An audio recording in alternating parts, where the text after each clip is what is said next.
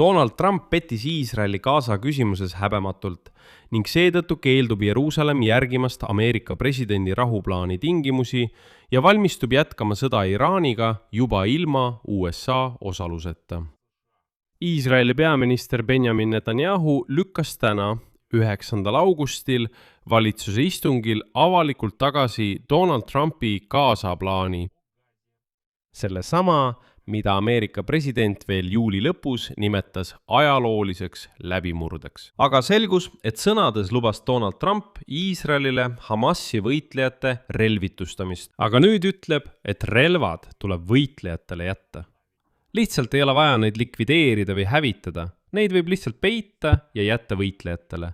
Näiteks isiklikud relvad.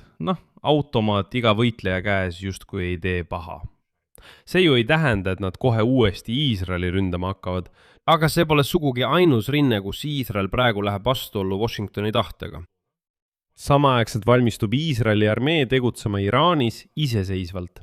Just sellepärast, et USA ühendatud staabiülemate komitee juht kindral Dan Kane otsib võimalust sõjast väljuda, mitte seda jätkata, kusjuures pole saavutatud ühtegi välja kuulutatud eesmärki. Selles saates analüüsime mõlemat lugu.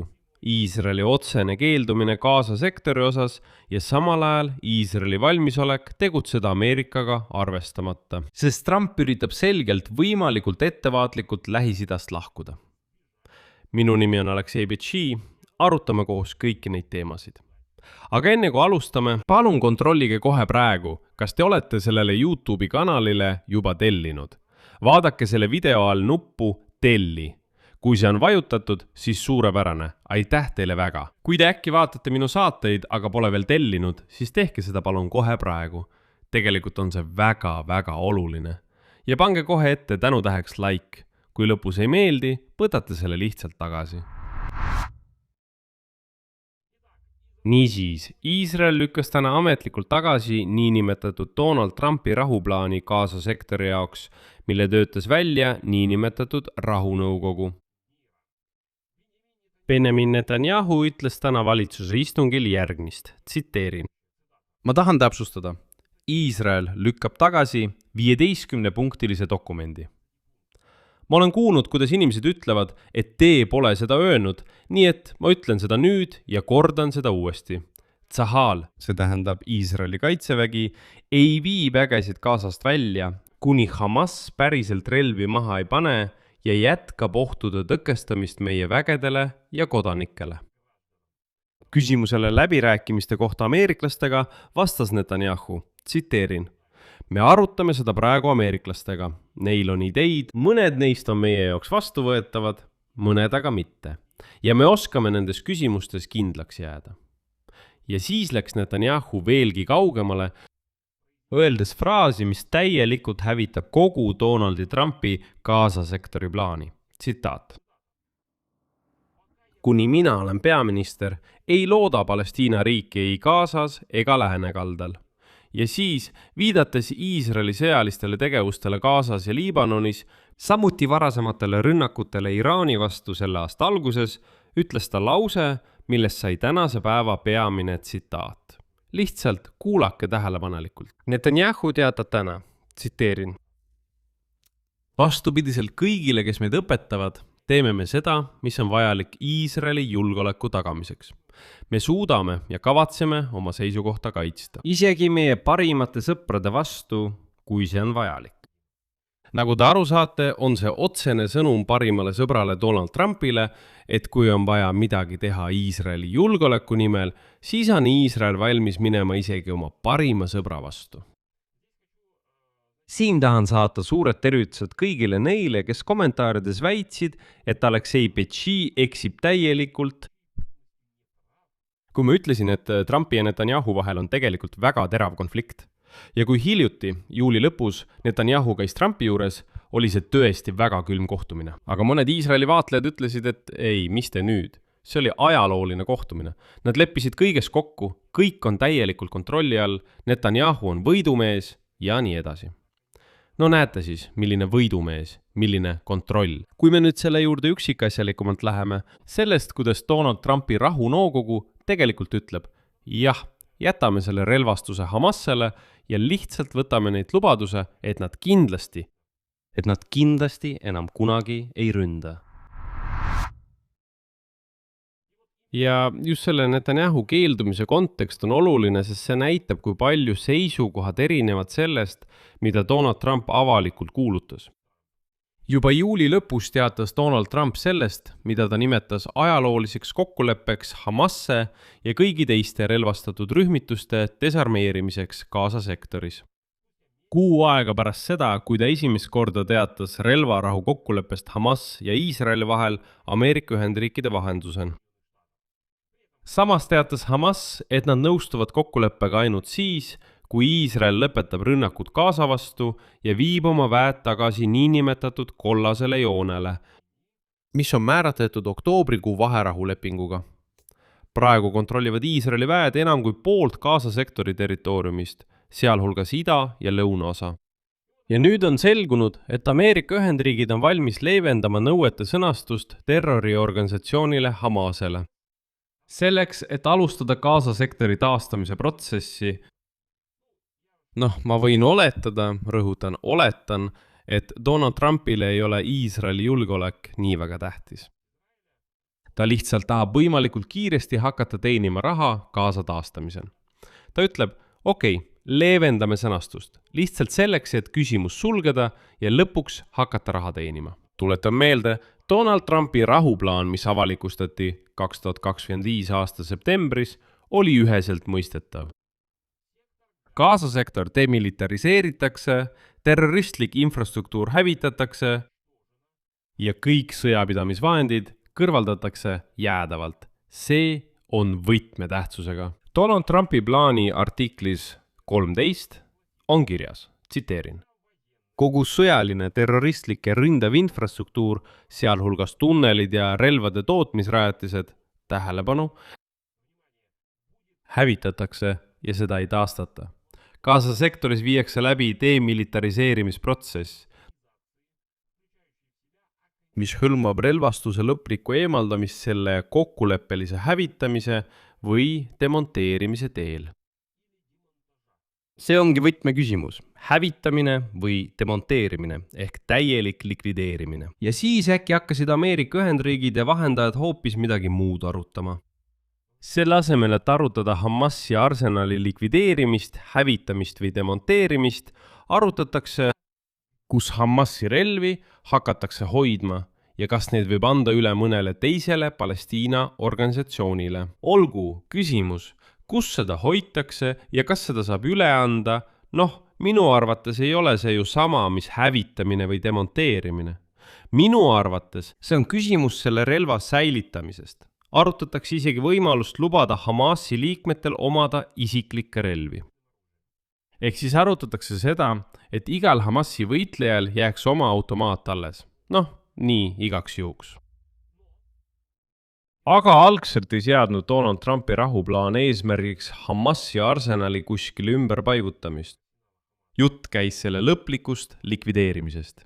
Ehk siis võeti raketiheitja ja lõigati vanarauaks, võeti automaadid ja hävitati. Just nii, füüsiliselt võeti, hävitati tunnelid, hävitati selle relvastuse tootmiskohad. See ongi täielik likvideerimine. Aga nüüd Trump muutis meelt ja ütleb, kuulge, aga peidame lihtsalt kogu selle relvastuse kuskil ära ja kogu probleem ongi lahendatud. Ja siin on küsimus, kuidas täieliku desarmeerimise lubadus muutus aruteluks selle üle, kuhu täpselt Hamasi arsenal säilitatakse. Ladudes hoitav relv on endiselt võimeline tulistama. Pole tähtis, kus seda hoitakse. Täna lattu peidetud õhkaine saab homme juba välja võtta. Hävitamata raketitehased võivad juba homme tööle hakata. Tunneleid saab samuti uuesti kasutada, kui neid pole õhku lastud või kinni aetud. Probleem seisneski alati selles, et Hamasi võitlejatel oli juurdepääs relvadele, mitte selles, kus need relvad füüsiliselt peidetud on. On naljakas, et nüüd see rahunõukogu ütleb, et relvad tuleb lihtsalt ära peita. Ja selle, et Hamas nendele ligi ei pääse, tagavad mingid välismaised rahuvalvajad. Nagu nemad hakkavad neid relvi valvama. Aga küsimus, Milleks? Milleks seda siis alles hoida, kui eesmärk ongi see, et need relvad enam kunagi ei tulistaks? Siin toon teile tsitaadi, mis ainult tõestab, et Donald Trumpi rahunõukogu lihtsalt nõustus Hamasi tingimustega, et protsesse kiirendada. Varsti pärast uue tegevuskava avaldamist ütles Hamasi kõrge esindaja Ghazi Hamid intervjuus Saudi telekanalile Al Arabiya järgmist ja edasi tema tsitaat. Relvi hoitakse, mitte ei anta üle ja see sõltub Iisraeli kohustustest. Me leppisime vahendajatega kokku relvade hoidmise, mitte nende üleandmise. Meie poliitiline ja tsiviilroll Gazas jätkub. See tähendab, et Hamas jääb alles. Hamas ei ole loobunud oma rahvuslikust projektist Palestiina maade tagasisaamiseks. Me käsitleme praegust etappi kui erandlikku, kuna Gaza sektoril asuvad kohustused. Ma tõlgin selle tavalisse inimkeelde. Juba enne selle protsessi algust ütles Ghazi Hamid otse välja. Kuulge, me ei kavatse oma ideedest loobuda. Me jääme võimule, me kavatseme jätkata sõdimist Iisraeliga. Lihtsalt praegu teeme nii, et me oleme nõus, teeme näo, et nõustume teie tingimustega ja anname selle relva lihtsalt hoiule. Las see seisab siin rahulikult. Me mõneks ajaks muutume pühadeks, headeks, näitame, et meiega võib asju ajada, aga siis võtame lihtsalt selle relva uuesti ja jätkame sõdimist Iisraeliga. Ja ma tuletan meelde, et just see Ghazi Hamid ütles omal ajal, et Hamas kordab 7. oktoobri sündmusi veel mitu korda. Lähme edasi. Veel nädal tagasi, pärast seda, kui Trump ja tema vahendajad ning ka Araabia riigid alguses tervitasid plaani kui märkimisväärset läbimurret, Netanyahu seisukoht kõlas juba nii.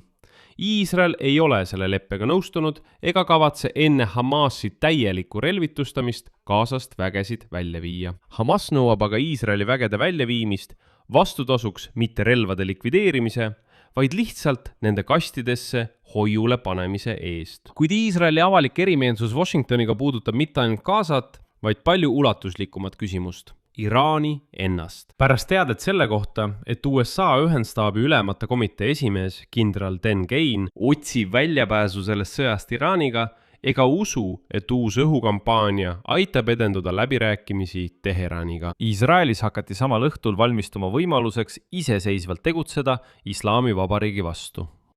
Kindral Kane andis president Trumpi nõunikele selgelt mõista, et Washington peab leidma viisi sellest sõjast Iraaniga väljapääsemiseks, sest sõjalised eskalatsioonivõimalused, mis praegu laual on, võivad viia vastupidiste tulemusteni. Ja seda ideed arutati juba Trumpi nõunikega, sealhulgas CIA juhi John Ratcliffe'iga, välisministri Mark Rubio ja asepresident J.D. Vance'iga. Ja nii Kane'i ja teiste Trumpi kabineti liikmete arvates on võit ainult õhurünnakute abil ebarealistlik. Seetõttu kaaluti ka teisi võimalusi, mis vastavad president Trumpi enda võidukriteeriumitele. Näiteks lihtsalt sellest sõjast lahkumine ja kuulutamine, et Ameerika Ühendriigid on võitnud, isegi ilma tuumalepeta. Muide, see pole enam kohustuslik tingimus. Ja me rääkisime sellest teiega eelmises saates. Lõpuks selgub, et Iisrael tegutseb neil päevil tegelikult kahel suunal korraga. Kas oma peamise liitlase seisukohast mööda minnes või sellele vastu astudes. Ta keeldub Ameerika plaanist Gaza suhtes ja valmistub iseseisvateks sammudeks Iraani vastu. Just sellepärast, et ta näeb otsustamatust ja sisemisi vastuolusid Washingtonis endas. Siin panen 3 punkti.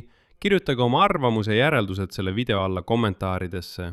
Tellige kanal, vajutage kellukesele ja ärge unustage vajutada meeldib. Kui soovite toetada selle YouTube'i kanali tööd, olen teile selle eest tänulik.